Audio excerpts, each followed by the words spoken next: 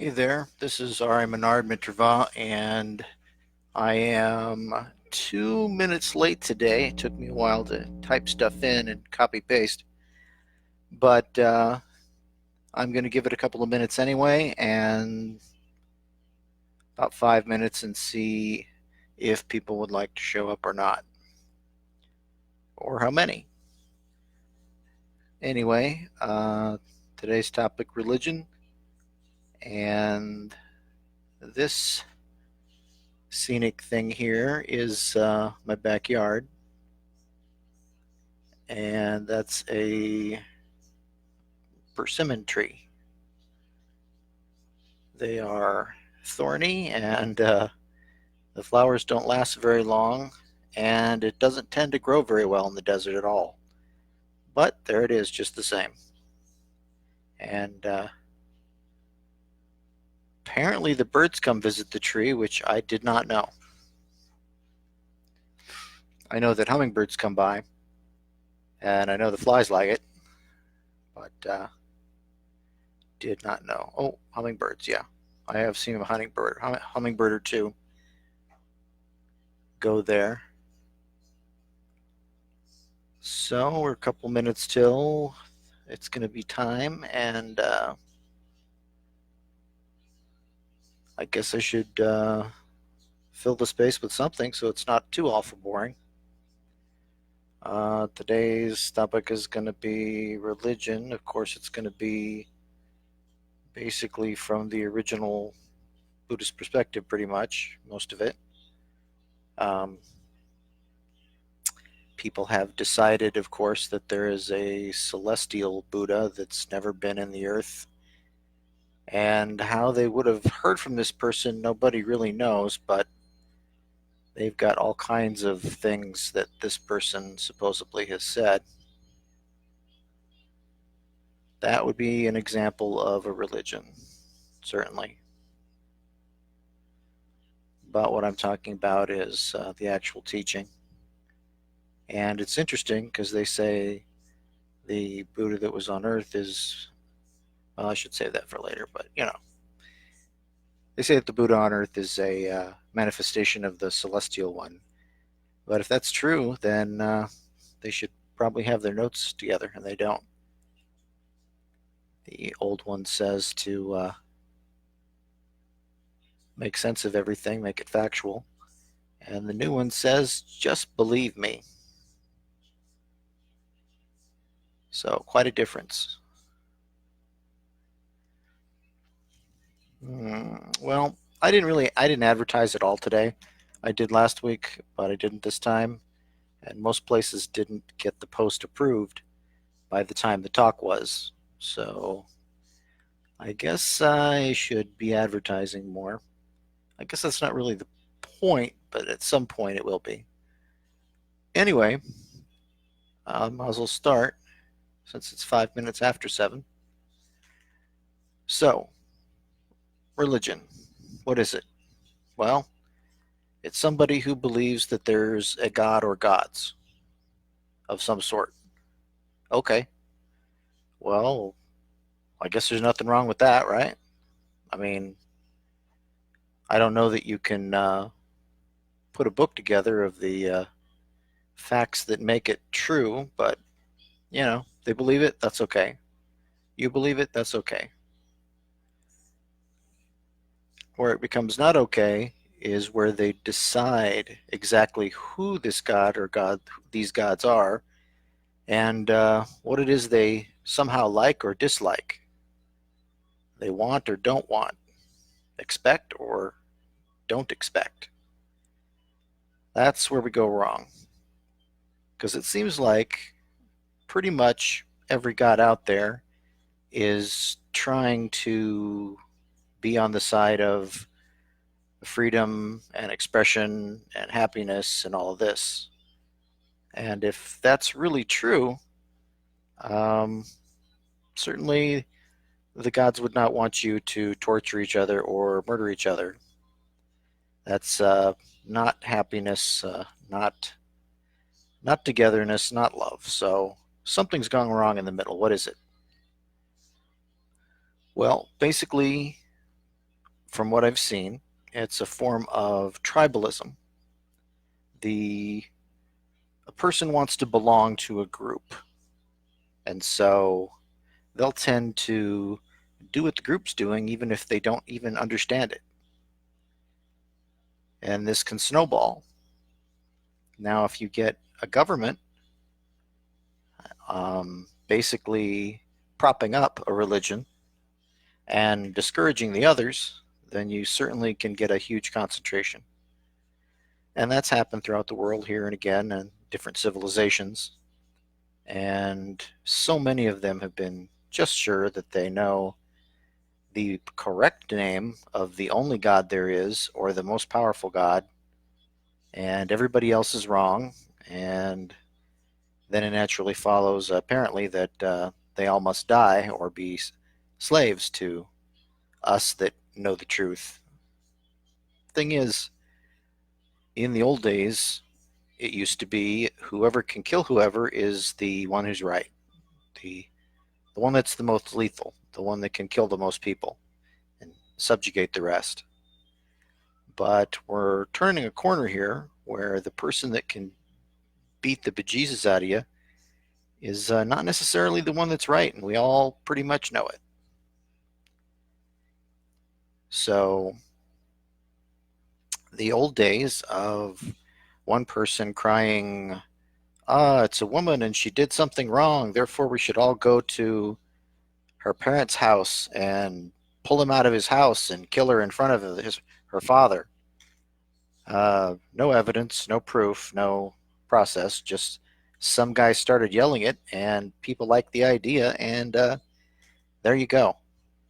So we're turning a corner from that kind of law, and there are huge problems with people practicing the Muslim religion, but even there, they have somewhat of a process. Is it a fair process, a real process? No, but there is one. So basically, it's if you're the woman, you shouldn't be believed, and if you're the man, you should. So if a man says something and the woman says different, well, they believe they know who must be the liar in that case. Anyway, as far as the teachings of Buddha go, he's saying you should test things and prove them, and then if they're true, practice them. Then if they're wise, productive, and good for everybody, maybe you should believe whatever concept that is. Use it in your life. Keep using it, rather. Keep learning about it. And then on the other side, you have Buddhism, which I really shouldn't say other side because it bleeds into these other forms of Buddhism, of course, where they have somehow accepted the things that go along with what they want to believe, but then they choose to ignore and, with a passion, not talk about the things that are contrary, that Buddha said, to what they believe. For instance, Buddha said, like I said, test things, prove them. And the Amitabha, the celestial Buddha they have that they believe exists, for some reason just says, believe me. Just try to be nice and either say these prayers, these mantras, or just believe in me. And then you'll get to go to this heaven place, this paradise. And so they're very different teachings, very, very contradictory. And I'm not going to say that either one of them is useless. And when it comes to other forms of religion, I'm not going to say that they're useless either, or that they don't contain anything that's true. Like I said, with the Buddhist religions that have come from the teaching of Buddha,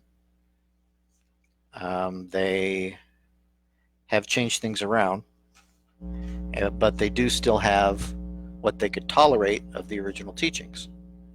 So there's truth mixed with either fantasy or stuff you can't confirm. And if you mix truth with delusion outright, obviously the truth is going to stand up and the delusion is going to always be baseless. One thing will keep turning you around in circles and ups and downs, and the other one will steady you, be a truth. So we have these different Buddhist religions, and then we have these religions that come from the original guy Abraham, the Muslims, the Islamics, the Christians of all the different types, and of course the Jews, and all of those things are still tribal. And with the Jewish religion, you can certainly see the tribal nature of it, because they outright say tribe many times in their holy book, the Torah, and they still are that way, teaching those things that they are the chosen people of the God and nobody else is, and they're the ones that get the preferential treatment, and everybody else should be subservient to them. They should rule the world. Well, just about all the Abraham religions are that way. None of the Buddhist religions are that way. There haven't been any conquests or genocide raids across a continent or whatever to substantiate a religion that's Buddhist. But of the Abraham religions, they keep going on to this day. Right now, there's war going on all over the world, being waged. Drones killing people in secret night and day, troops that are contractors that their governments don't talk about, in different countries doing whatever that country says without the consent of the people that live in that country or the knowledge.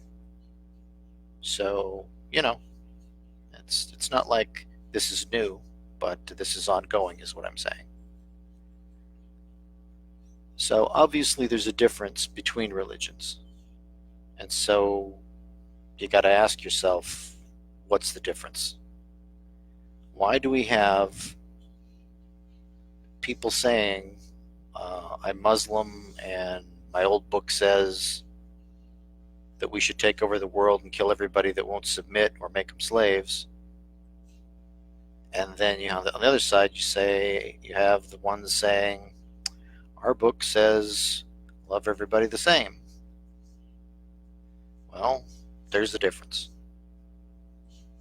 Along with what I already said, one's fact-based and one's not.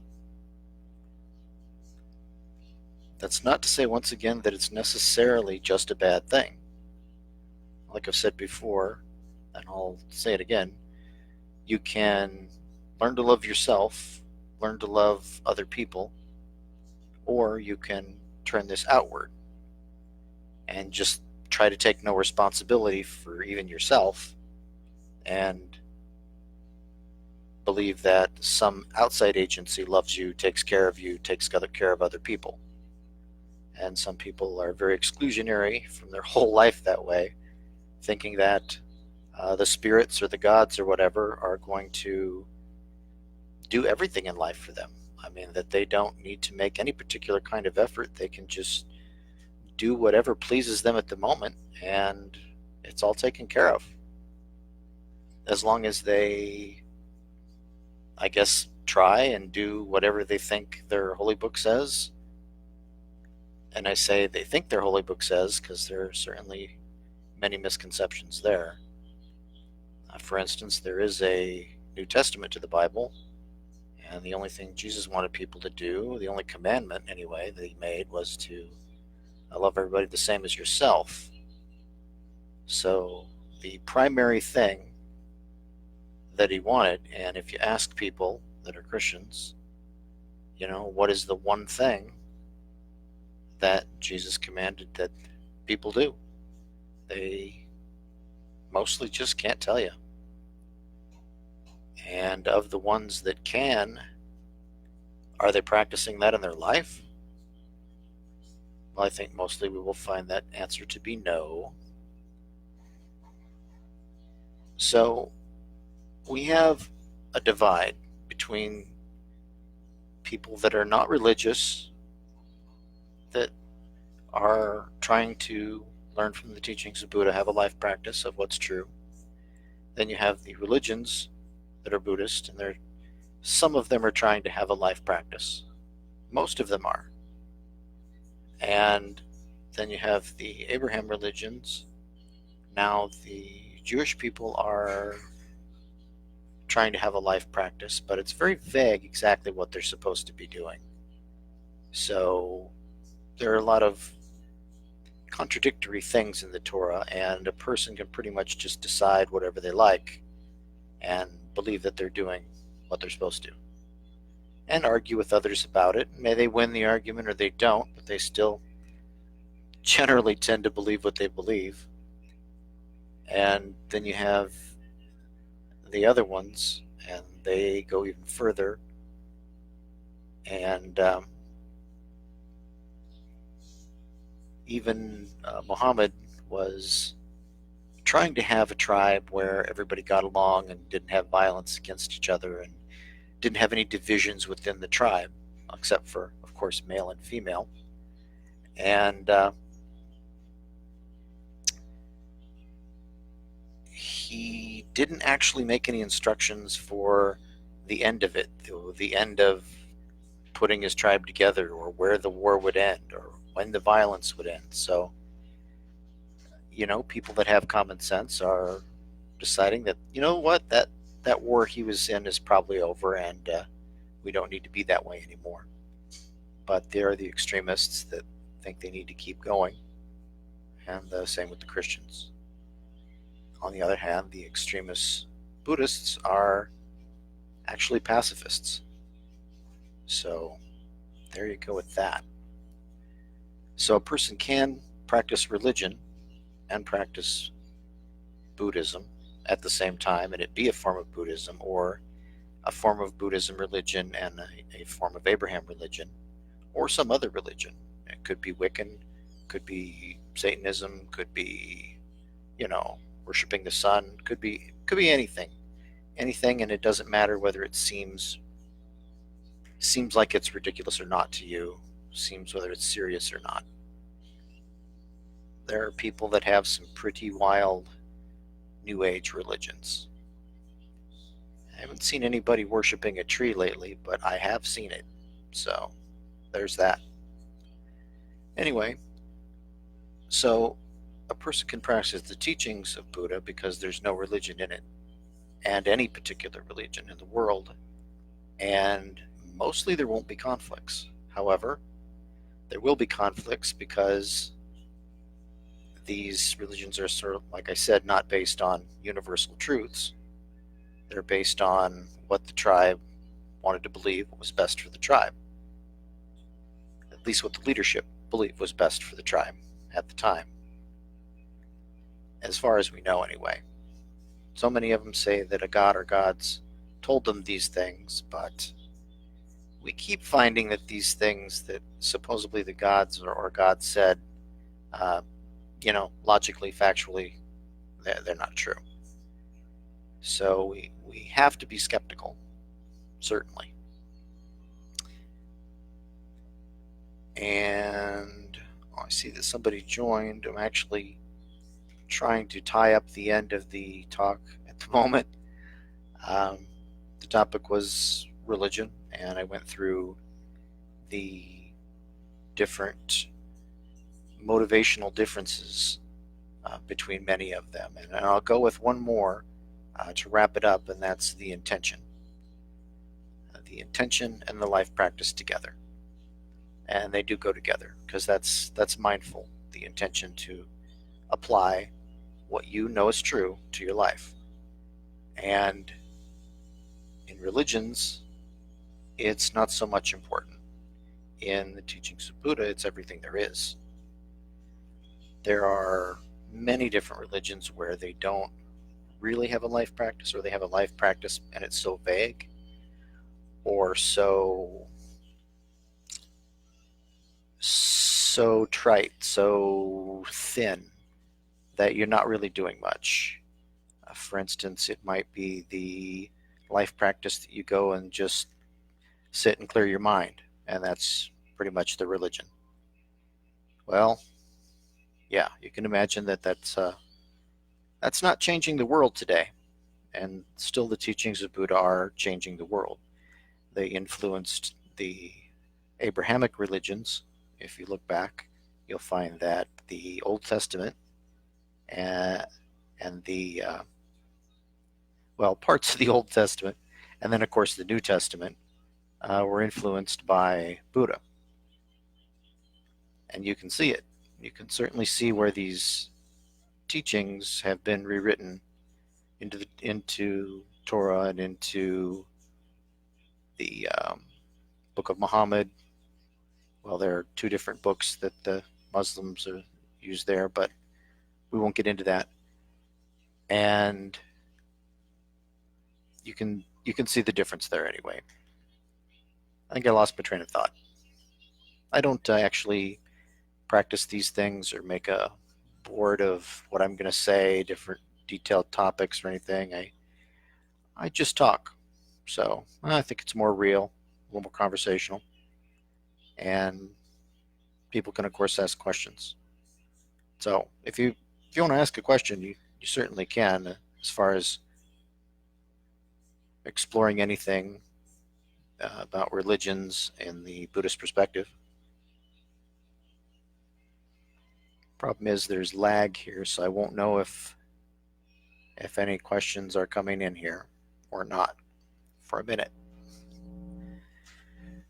There are lots of things that people ask. My vein of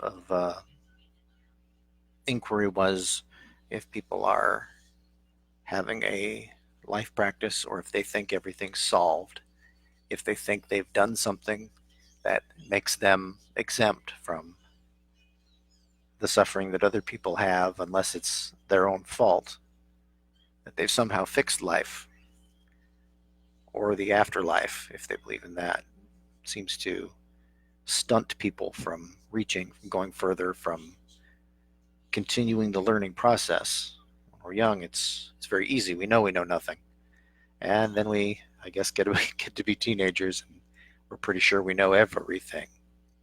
Then when we get older, most of us learn we probably don't. We probably should start learning again, although most of us don't.